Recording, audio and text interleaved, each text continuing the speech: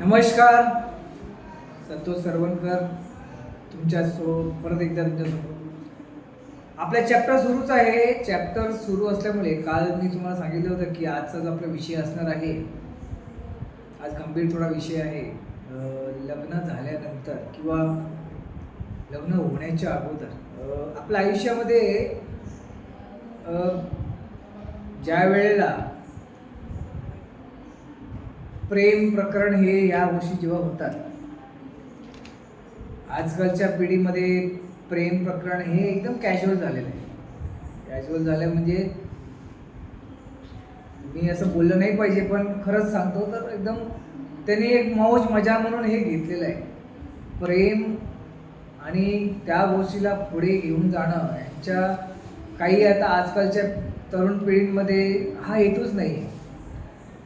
It's going to be एक like असं एक ते प्रेमासोबत क्राईम करत आहेत, मी असं म्हणेन. किंवा ते त्याच्यासोबत एक नाइंसाफी होते असं समजू शकतो आपण.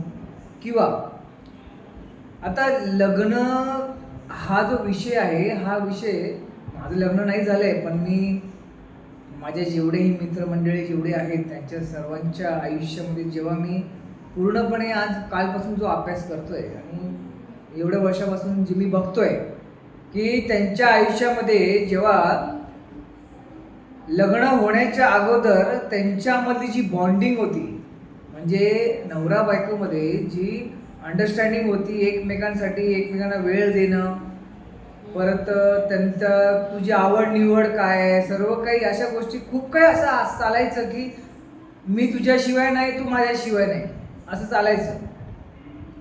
मग जेव्हा जेव्हा हळूहळू सर्वांचं आपलं जेव्हा लग्न ठरण्याचं जेव्हा एक वेळ येते, जेव्हा लग्नाच्या आपण जवळ पोचतो की बाबा आता लग्न, आता साखरपुडा झाला, मग लग्न झाल्यानंतर मग प्रथम मी नवरा जो कोण मध्ये जो नवरा असेल, नवरा आता जो कोण एक पुरुष एक मित्र मंडळी जो कोण असेल त्याचं असं होऊन जातं की लग्न झाल्यानंतर काही पुरुष मंडळी एकदम कॅज्युअल होऊन जातात की मला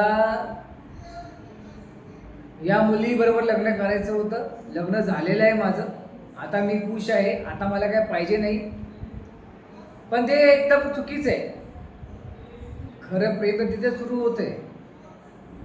नंतर काही अशा मुली आहेत ज्यांचं लग्न झाल्यानंतर मी असंही बघितलंय की त्यांचं वागणं बदलतं. जे अगोदर प्रेम असतं आणि ज्यानंतर जेव्हा फॅमिलीमध्ये जेव्हा ते परत परिवारामध्ये जेव्हा येतात तेव्हा त्यांचं वागणं वेगळं होऊन जातं की नको आपण एक काम करूया, आपण वेगळं राहूया, हे करूया ते करूया. म्हणजे ह्या गोष्टी आपल्या आयुष्यामध्ये आपण का घडवतोय हे आपल्याला कळत नाहीच आहे, पण आपण घडवतोय आणि घडल्यानंतर आपण त्याच्यावर पश्चातापही करतोय. आता ह्याच्यावरती आपण एक चांगल्या मुद्द्यावर बोलूया. जर एक नवरा आपल्या बायकोला दिवसभर तर कामावर असतो आणि जर संध्याकाळी येतो आणि संध्याकाळी येऊन जर तिला अर्धा एक तास देतो, प्रेमाचा अर्धा तास एक देतो आणि तिला म्हणतो बाबा दिवसभर आज तू खूप दमले असशील, बस माझ्याबरोबर, आपण एक गप्पा मारू, सोबत चहा घेऊ, जे काय असेल ते, बायकोलाही चांगलं वाटतं आणि नवराही स्ट्रेसफुल होऊन जातो किंवा माझा स्ट्रेस निघून गेलाय. बायकोची आशा असते की नवऱ्याने त्याला दिवसभरातून जो वेळ नाही भेटला तो संध्याकाळी तरी वेळ द्यावा आणि सुट्टीमध्ये तरी खास करून वेळ द्यावा. आता हा दुसरा टप्पा मी मुलींसाठी सांगतो, द फिमेल्स, बायकांना सांगतो. आता बायकांचं पण कसं आहे की तुमचं लग्न झालेलं आहे ना, मग लग्न झाल्यानंतर तुम्हाला या परिस्थिती ॲक्सेप्ट करणंच आहे. आणि परिस्थिती ॲक्सेप्ट करणं म्हणजे मी तुम्हाला हे म्हणत नाही की तुम्ही तुमचे मारहाण तुमच्यावर होत असेल ते ॲक्सेप्ट करा, नाही. आपण छत्रपती शिवाजी महाराजांच्या जन्मभूमीवरती आहोत, तर हे मारहाण बायकांवर चालणार नाही. त्याच्या विरुद्ध मीही आहे. मी दरवेळी ब्रिगेडच्या एंडला म्हणतो जय महाराष्ट्र, म्हणजे मीही कट्टर मराठा आहे.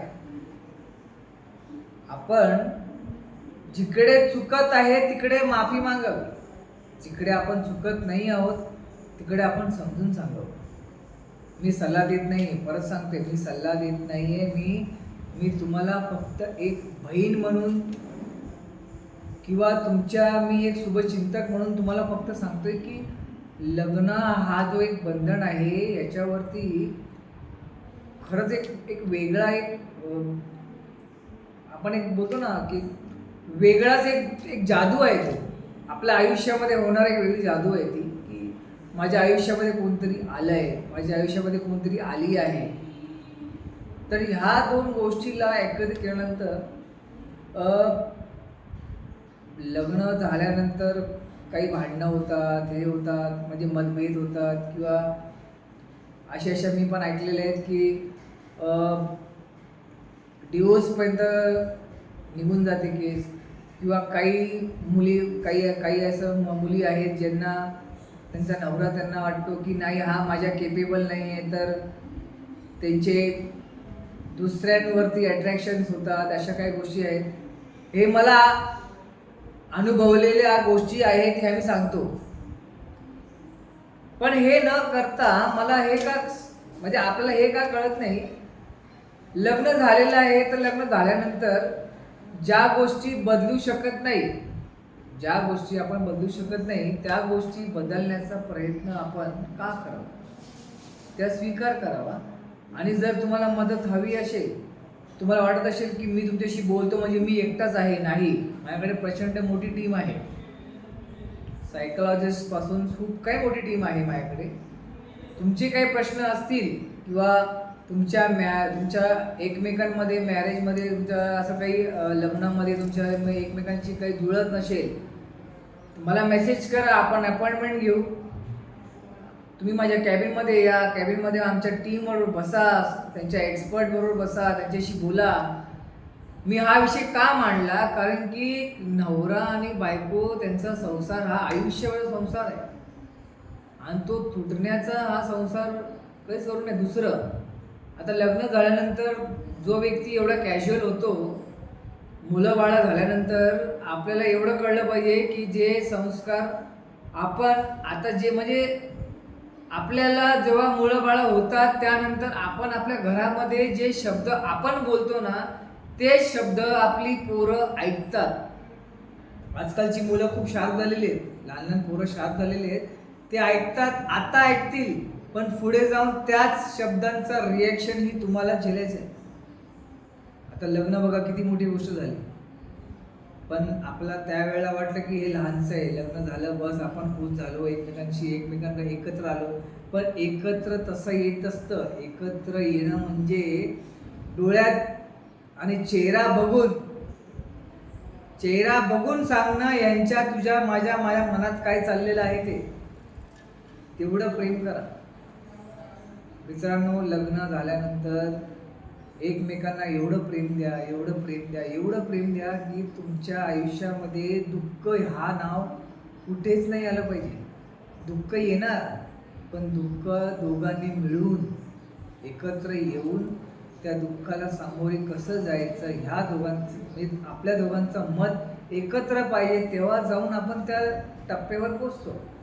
आता खूप असे काही लोक आता माझ्या माध्यमातून मला बघत असतील, ज्यांचे डिवोर्सच्या लेवलला आता ती केस आलेले किंवा डिवोर्स करायचं, मला याच्यासोबत राहायचं नाही, त्याच्यासोबत राहायचं नाही आहे. आता राहायचं नाही हा प्रश्न तुमचा आहे, मी त्याला सांगणार नाही किंवा तुम्ही बदला.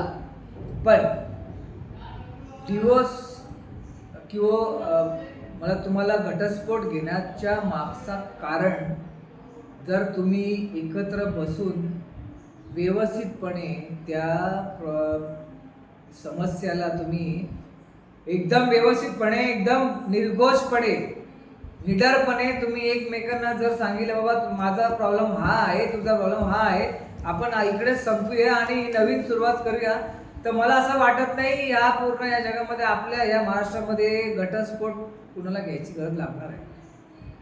घटस्फोट घेतल्यानंतर वेदना खूप होतात.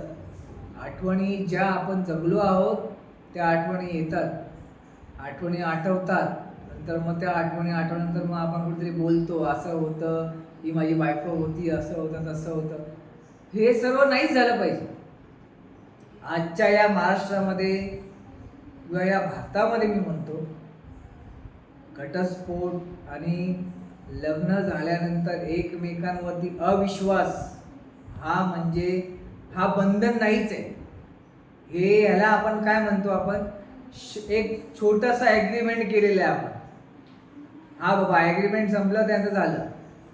लग्न करायचा फायदाच नाही. मग तो जर तुम्हाला एवढं सर्व करायचं होतं, मग लग्न केलंच कशाला? लग्न करायचंच नव्हतं ना. लग्न केलं आहे तर प्रामाणिकपणे दोघांना एकमेकांना सुख द्या. मुलीने मुलाला सुख दिलं पाहिजे, मुलाने मुलीला सुख दिलं पाहिजे. दोघांना एक समजलं पाहिजे. समजल्यानंतर त्या गोष्टी.